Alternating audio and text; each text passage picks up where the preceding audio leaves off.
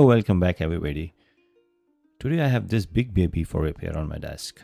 This is iPad Air 4. You can see there are gray lines on the display, which mean the display is broken. So let's take out.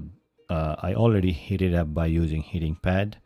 So after this heating pad, so it's very easy to remove the adhesive tape from the body. So when you use the soft knife all across the all corners of the iPads, you can easily remove. And that was comparatively very easy. I don't know why. Oh yeah, here is the thing. I can see this is aftermarket LCD, which means it's already been repaired. So you need a Phillips screwdriver to remove this first screw, and you'll find a couple of more screws on the other connector. So just use those, remove those screws.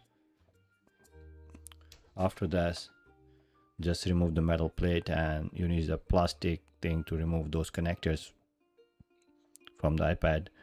And make sure nothing on the iPad, because in this model everything is pre-installed when you buy the display assembly. Let's bring the new screen, and the iPad Air 4 and Air 5 has the same screen, by the way, if you're changing the complete assembly. If the display is broken, so you have to change the complete assembly. So I just ordered those things. So let's take out those boxes.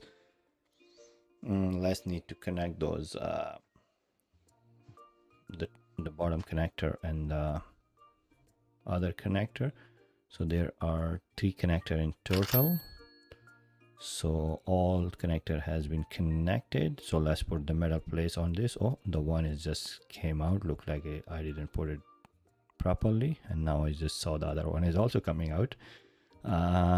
So be gentle with that. Don't push too much force on it. After installing those things, I installed the metal plate with those screws, so everything is intact. So let's turn on and see it's turning. It's already turned on. So let's make sure the touch is working properly. Yes, it is working.